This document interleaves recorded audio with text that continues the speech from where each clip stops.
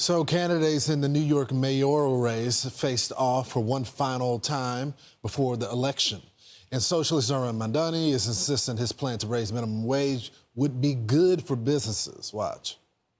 And the reason that we put forward $30 by 2030 is that that's the minimum that a New Yorker needs to be paid to be able to afford to live in this city. Our proposal that we've put forward would be phased in over a longer period of time for small business owners to ensure that they could deal with this. And it's also one that we are confident we would be able to accomplish.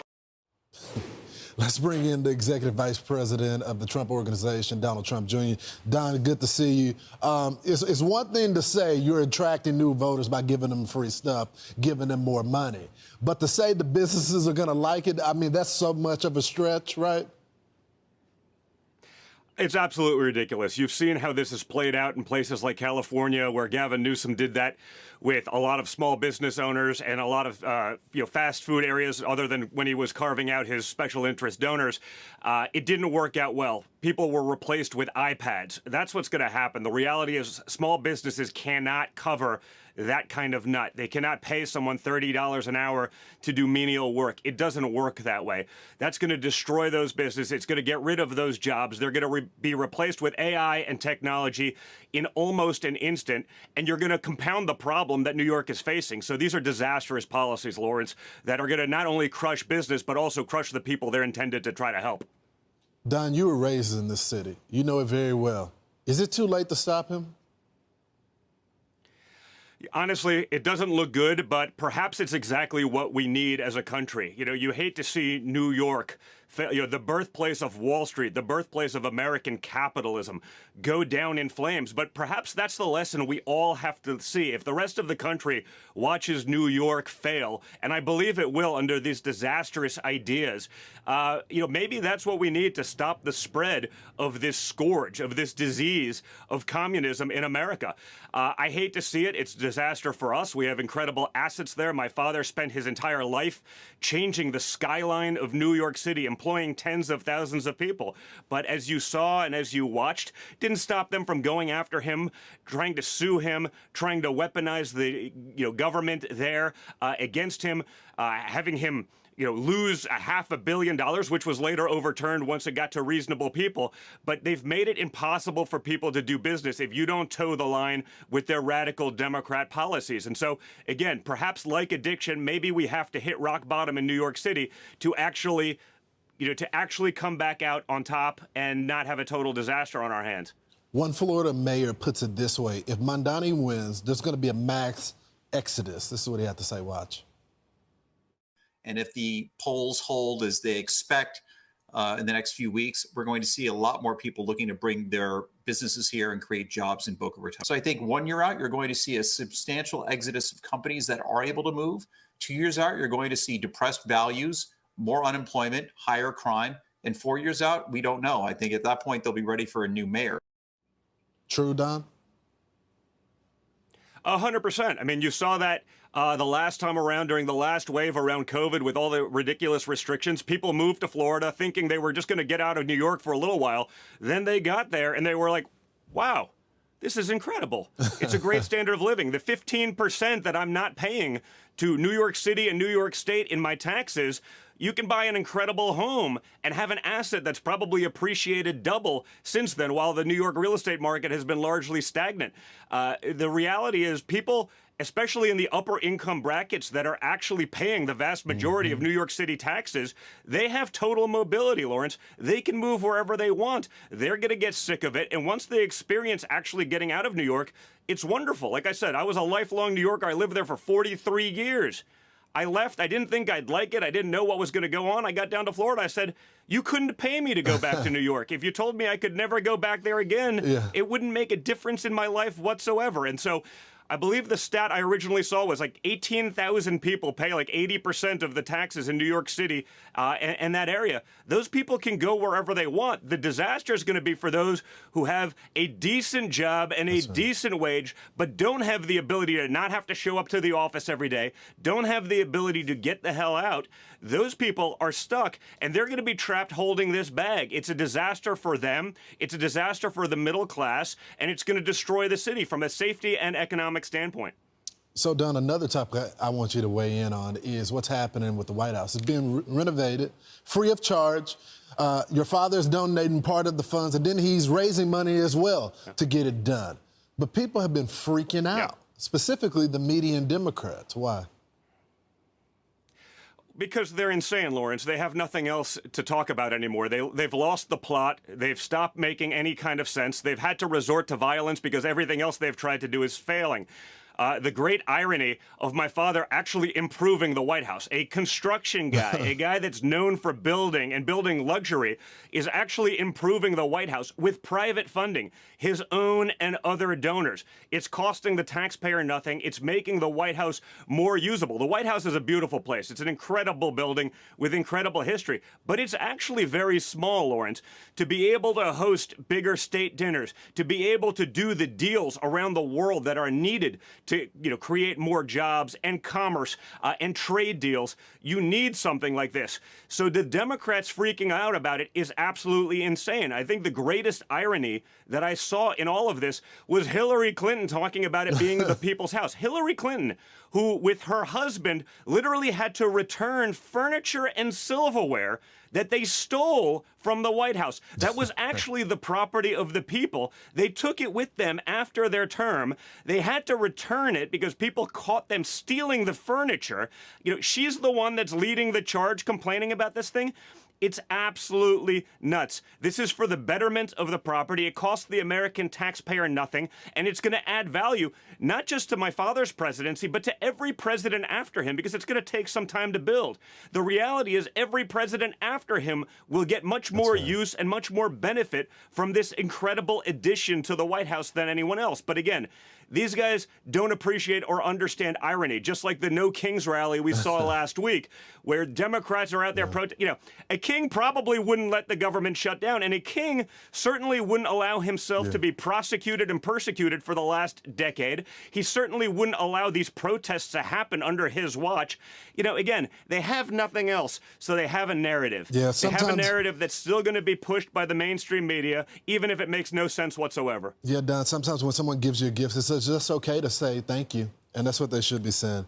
We appreciate you coming on the program They're this incapable. morning. That's right. We appreciate Thank you so much.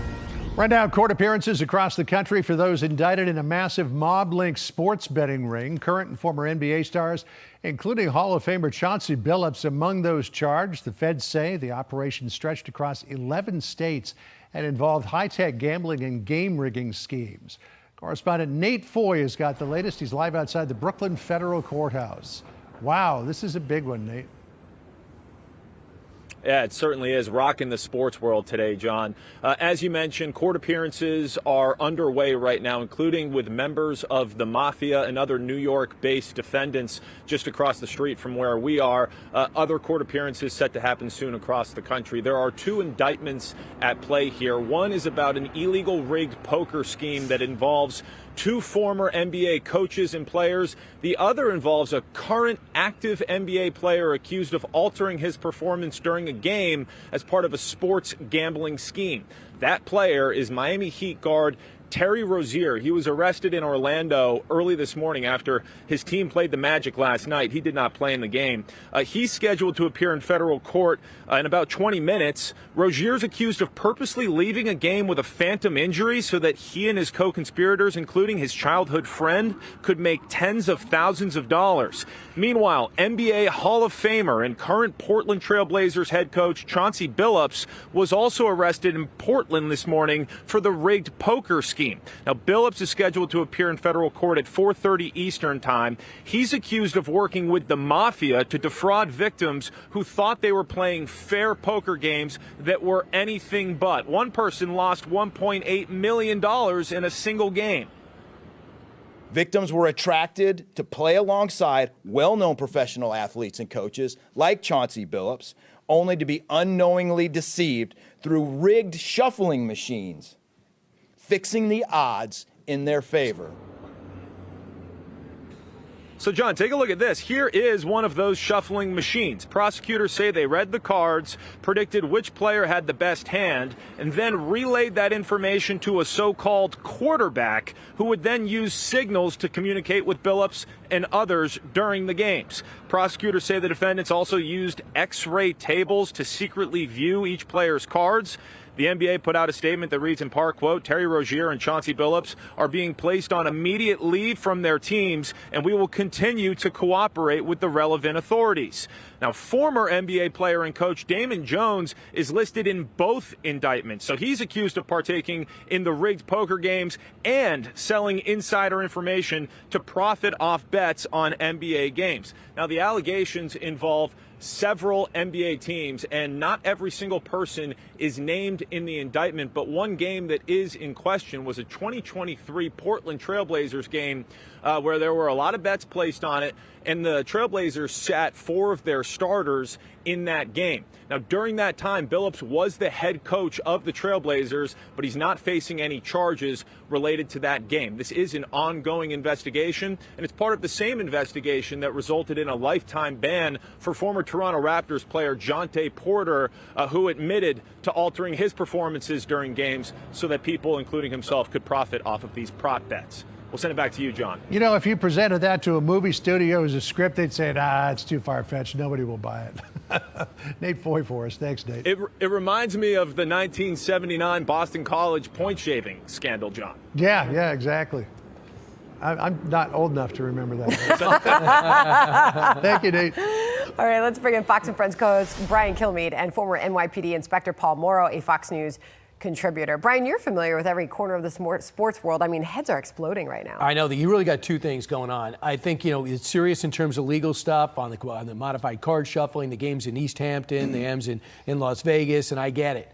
But I think the bigger story is in the sports world, because you have this Terry Rozier, Chauncey Billups, who's right now just in the card game, but we'll see if the indictment spreads out.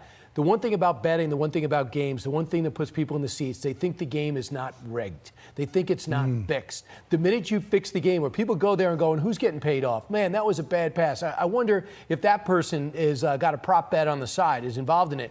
Then everything falls apart. You can't have gambling. It doesn't have authenticity. And then people will pay for a ticket for a game that they think is somehow predetermined. Yeah.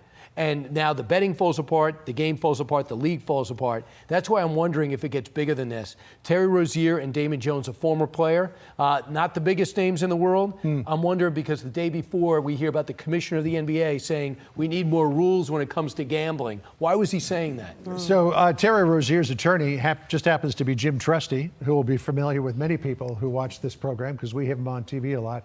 He said this, quote, "It's unfortunate that instead of allowing him to self-surrender, they opted for a photo op. They wanted the misplaced glory of embarrassing a professional athlete with a perp walk. That tells you a lot about the motivations in this case. They appear to be taking the word of spectacularly incredible sources rather than relying on actual evidence of wrongdoing. Terry was cleared by the NBA, and these prosecutors revived that non-case. Terry is not a gambler, but he's not afraid of a fight, and he looks forward to winning this fight." His last contract, 4-year extensions, worth $96 million. He makes $24 million a year. Why does he need a few 10,000s in gambling? Yeah, you got to ask yourself that. I mean, the reason, to be clear, and I know a lot of people are asking this, why aren't they not going to the legal outlets to make gambling bets? And one of the things that's implicated here is the fact that if you win from a bookie, mob-linked or otherwise, you don't have to pay the taxes.